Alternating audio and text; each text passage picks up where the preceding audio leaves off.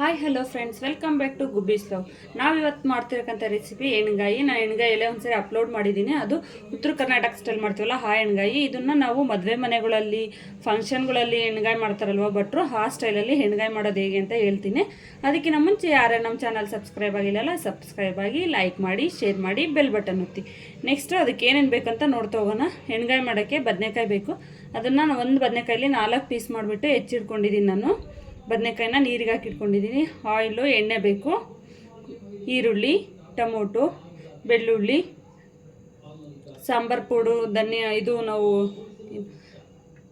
ಭಟ್ರುಗಳೆಲ್ಲ mix ಮಾಡ್ಕೊತೀವಲ್ಲ ಅದು ಹುಳಿ sambar powder, ಸಾಸಿವೆ, ಕರಿಬೇವು, ಖಾರದ ಪುಡಿ, ಧನಿಯಾ ಪುಡಿ, ಕೊತ್ತಂಬರಿ ಸೊಪ್ಪು, ಹುಚ್ಚಳ ಪುಡಿ, ಗುರಾಳ್ ಪುಡಿ ಅಂತೆಲ್ಲ ಹೇಳ್ತೀವಲ್ಲ ನಾವು, ಕುರ್ಸಾಣಿ ಪುಡಿ ಅಂತ ಹೇಳ್ತೀವಲ್ಲ, ಅದು ಕಾಯಿ. ಈಗ ಹೇಗೆ ಮಾಡೋದು ಅಂತ ನೋಡ್ತಾ ಹೋಗೋಣ. ಒಂದು ಮಿಕ್ಸಿ ಜಾರ್ ತೊಗೊಳೋಣ. ಫಸ್ಟು ಈ ಮಿಕ್ಸಿ ಜಾರ್ಗೆ ನಾವು ಇದೇನು ಕೊಬ್ಬರಿ ಹೆಚ್ಚಿಟ್ಕೊಂಡಿದ್ವಲ್ಲ ಈ ಕೊಬ್ಬರಿ ಹಾಕ್ಕೊಳ್ಳೋಣ. ನೆಕ್ಸ್ಟು ಹಾಕ್ಕೊಂಬಿಟ್ಟು ಒಂದ್ಸರಿ ರುಬ್ಕೊಳ್ಳೋಣ ಇದನ್ನು ಕೊಬ್ಬರಿನ.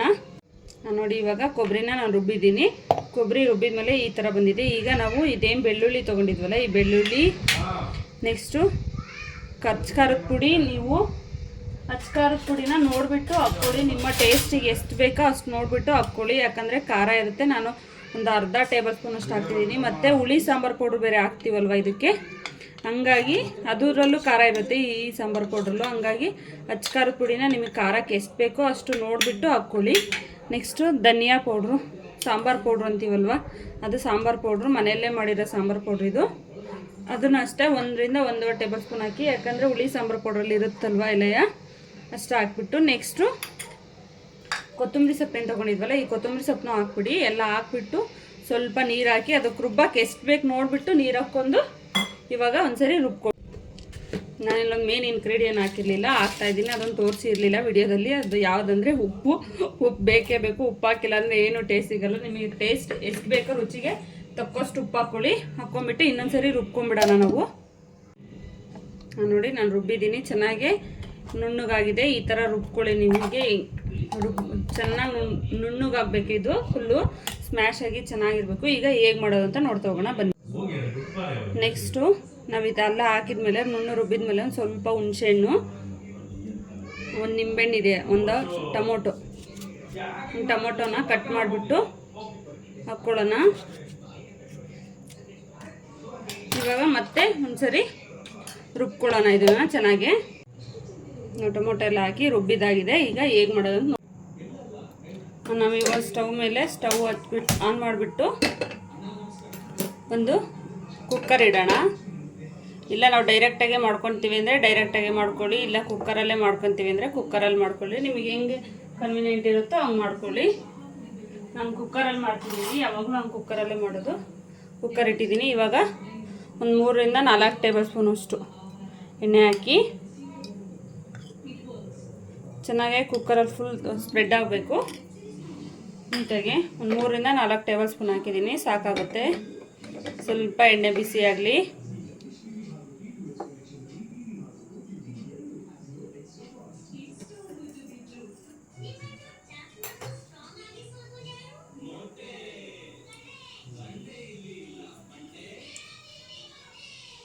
ಎಣ್ಣೆ ಬಿಸಿ ಆಗಲಿ ಚೆನ್ನಾಗಿ.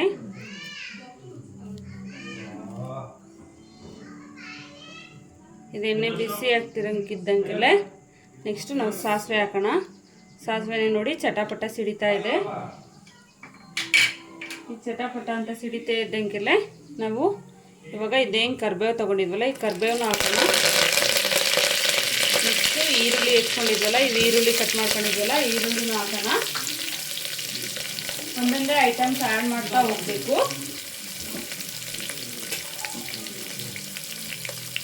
ನೋಡಿ, ನಾವು ಈರುಳ್ಳಿ ಹಾಕಿದ್ವಲ್ಲ ಈರುಳ್ಳಿ ಚೆನ್ನಾಗಿ ಮಿಕ್ಸ್ ಮಾಡಿ. ನೆಕ್ಸ್ಟು ನಾವು ಇದೇನು ಟೊಮೊಟೊ ತೊಗೊಂಡಿದ್ವಲ್ಲ ಟೊಮೊಟೊನ ನಾವು ಇದರಲ್ಲೂ ಹಾಕಿದ್ದೀವಲ್ವ, ರುಬ್ಬಕ್ಕೂ ಹಾಕಿದ್ದೀವಿ, ಇದಕ್ಕೂ ಹಾಕಿದ್ದೀವಿ. ಹಂಗಾಗಿ ಇದರಲ್ಲಿ ಹಾಫ್ ಹಾಕ್ತಾಯಿದ್ದೀನಿ. ಮತ್ತು ಹುಳಿ ಜಾಸ್ತಿ ಆಗಿಬಿಡುತ್ತೆ ಟೊಮೊಟೊದು. ರುಬ್ಬಕ್ಕೆಲ್ಲ ಹಾಕಿದ್ವಲ್ವ ಅದಕ್ಕೆ. ನೆಕ್ಸ್ಟು ಇವಾಗ ನಾವಿದೇನು ಬದನೆಕಾಯಿ ಕಟ್ ಮಾಡಿ ಇಟ್ಕೊಂಡಿದ್ವಲ್ಲ ಈ ಬದನೆಕಾಯಿ ಹಾಕೋಣ. ಫ್ಲೇಮ್ ಲೋ ಮಾಡ್ಕೊಳ್ಳಿ. ಬದನೆಕಾಯಿ ಹಾಕ್ತಾ ಹೋಗ್ತೀನಿ.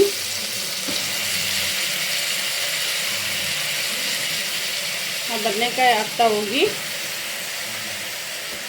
ನಾವೆಲ್ಲ ಏನು ಬದನೆಕಾಯಿ ತೊಗೊಂಡಿದ್ವಲ್ಲ ಅದಷ್ಟು ಹಾಕ್ಬಿಡಿ. ಬದನೆಕಾಯಿನ ತೊಗೊಂಡಿರೋ ಬದನೆಕಾಯೆಲ್ಲ ನಿಮಗೆ ಕ್ವಾಂಟಿಟಿ ನಿಮಗೆ ಎಷ್ಟು ಬೇಕೋ ನೋಡಿಬಿಟ್ಟು ಮಾಡ್ಕೊಳ್ಳಿ. ನಿಮ್ಮ ಕ್ವಾಂಟಿಟಿಗೆ ನಿಮ್ಮ ಮನೇಲಿ ಎಷ್ಟು ಜನ ಇರ್ತೀರಾ ಅದಕ್ಕೆ ಎಷ್ಟು ಬೇಕಾಗುತ್ತೋ ಅಷ್ಟು ನೋಡ್ಕೊಂಬಿಟ್ಟು ಮಾಡ್ಕೊಳ್ಳಿ. ನಾವೇನಿದು ರುಬ್ಬಿಟ್ಕೊಂಡಿದ್ವಲ್ಲ ಈ ಮಸಾಲನ ಹಾಕೋಣ. ಇವಾಗ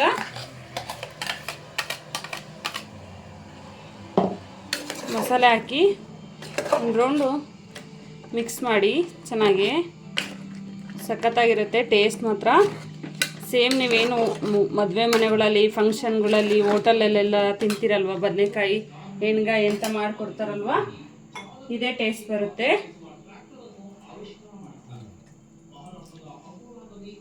ಒಂದ್ಸರಿ ಟ್ರೈ ಮಾಡಿ. ಮಕ್ಕಳು ಇಷ್ಟಪಟ್ಟು ತಿಂತಾರೆ ಈ ಥರ ಮಾಡಿದರೆ. ಒಂದೇ ಥರ ಯಾವಾಗಲೂ ಎಣ್ಗಾಯಿ ಮಾಡೋಕ್ಕಿಂತ ಡಿಫ್ರೆಂಟಾಗಿ ಮಾಡ್ತಾಯಿದ್ರೆ ನಮಗೂ ತಿನ್ನೋಕ್ಕೂ ಬೇಜಾರಾಗಲ್ಲ, ಮನೆಯಲ್ಲೂ ತಿನ್ನೋಕೆ ಯಾರಿಗೂ ಬೇಜಾರು. ಇದೇನಪ್ಪ ಯಾವಾಗಲೂ ಒಂದೇ ಥರ ಎಣ್ಗಾಯಿ ಮಾಡ್ತಾರೆ ಅನ್ನೋಕ್ಕಿಂತ ಈ ಥರ ಡಿಫ್ರೆಂಟಾಗಿ ಮಾಡಿಕೊಟ್ರೆ ಡಿಫ್ರೆಂಟಾಗಿ ಡೈಲಿ ಒಂದೊಂದು ಥರ ವೆರೈಟಿ ಮಾಡ್ತಾರೆ ಅನ್ನೋದು ಅವ್ರಿಗೂ ಇಷ್ಟ ಆಗುತ್ತೆ, ಮಕ್ಕಳಿಗೂ ಇಷ್ಟ ಆಗುತ್ತೆ. ಮೊನ್ನೆ ಮಾಡಿದ್ದು ಬೇರೆ ಥರ ಇದೆ, ಇವತ್ತು ಬೇರೆ ಥರ ಇದೆ ಎಣ್ಗಾಯಿ. ಈಗ ಲೋ ಫ್ಲೇಮ್ ಮಾಡಿದ್ವಲ್ಲ, ಫ್ಲೇಮ ಜಾಸ್ತಿ ಮಾಡ್ಕೊಳ್ಳಿ. ನೋಡಿ ಇವಾಗ ನಾನು ಇನ್ನೊಂದು ಸ್ವಲ್ಪ ನೀರು ಹಾಕ್ತೀನಿ. ಅದಕ್ಕೆ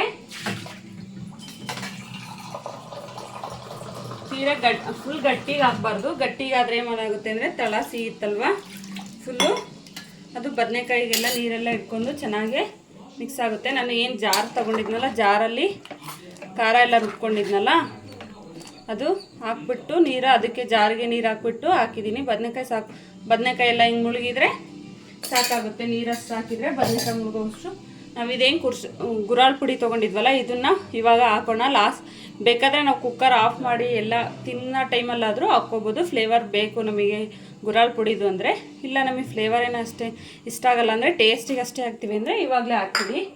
ಇಲ್ಲ ನಮಗೆ ಫ್ಲೇವರು ಬೇಕು ಅಂದರೆ ನೀವು ಲಾಸ್ಟಿಗೆ ಕುಕ್ಕರೆಲ್ಲ ತೆಗಿತೀರಲ್ವ ಅವಾಗ ಹಾಕ್ಕೊಳ್ಳಿ. ಇಲ್ಲ ಬೇಡ ನಮಗೆ ಟೇಸ್ಟಿಗೆ ಅಷ್ಟೇ ಸಾಕು ಅಂದರೆ ಇವಾಗೆ ಹಾಕ್ಬಿಡಿ. ಕುಕ್ಕರ್ ವಿಜಲಿಗೆ ಇದನ್ನು ಇವಾಗ ಆಯಿತು. ನಾವಿವಾಗ ಕುಕ್ಕರ್ದು ಲಿಡ್ಡು ಕ್ಲೋಸ್ ಮಾಡಿಬಿಟ್ಟು ಒಂದು 3 ವಿಜಲ್ ಹೊಡ್ಸ್ಕೊಳ್ಳೋಣ. ನೋಡಿ ವಿಜಲ್ ಬರ್ತಾಯಿದೆ. ಈಗ 2 ವಿಜಲ್ ಆಗಿದೆ. ಇನ್ನೊಂದು ವಿಜಲ್ ಬಂದರೆ ಆಫ್ ಮಾಡೋಣ, ಸಾಕಾಗುತ್ತೆ. ನೋಡಿ ನಮ್ಮದು ಕುಕ್ಕರಿಗೆ ವಿಜಲ್ ಆಗಿದೆ. 3 ವಿಜಲ್ ಆದಮೇಲೆ ತಣ್ಣಗಾದ್ಮೇಲೆ ಓಪನ್ ಮಾಡ್ತಾಯಿದ್ದೀನಿ. ನೋಡಿ ಈ ಥರ ಆಗಿದೆ. ತಳ ಹಿಡ್ದಿಲ್ಲ, ನೀಟಾಗಿ ಬದನೆಕಾಯಿ ಬೆಂದಿದೆ. ನಿಧಾನಕ್ಕೆ ತಿರುಗಿಸ್ಬಿಟ್ಟು ಒಂದು ರೌಂಡು. ಈಗ ನಾನು ಒಂದು ಸರ್ವಿಂಗ್ ಬೌಲ್ ತಗೊಂಡು ಸರ್ವಿಂಗ್ ಬೌಲಲ್ಲಿ ಸರ್ವ್ ಮಾಡ್ತಾಯಿದ್ದೀನಿ. ನೋಡಿ ಎಷ್ಟು ನೀಟಾಗಿದೆ. ಬದನೆಕಾಯಿ ಎಲ್ಲ ಎಷ್ಟು ಚೆನ್ನಾಗಿ ಬೆಂದಿದೆ. 3 ವಿಜಲ್ ಹೊಡ್ಸಿದ್ದೆ ನಾನು. ಚೆನ್ನಾಗೇ ಆಗಿದೆ ಇದೆಲ್ಲ. ಬದನೆಕಾಯಿ ಎಲ್ಲ ಚೆನ್ನಾಗಿ ಬೆಂದಿದೆ. ನೋಡಿ ಸರ್ವ್ ಮಾಡಿದ್ದೀನಿ. ಇದು ರೊಟ್ಟಿ, ಚಪಾತಿ, ದೋಸೆ, ನಿಮಗೆ ಯಾವ ಕಾಂಬಿನೇಷನ್, ಪರೋಟ ಯಾವ ಕಾಂಬಿನೇಷನ್ ಬೇಕೋ ಆ ಕಾಂಬಿನೇಷನ್ ಮಾಡ್ಕೊಂಡು ತಿನ್ಬೋದು. ಸಖತ್ತಾಗಿರುತ್ತೆ. ನೀವು ಮಾಡಿ ನೋಡಿ, ಟ್ರೈ ಮಾಡಿ ಹೇಗಿತ್ತು ಅಂತ ಕಮೆಂಟ್ ಮಾಡಿ ತಿಳಿಸಿ. Thank you for watching my channel.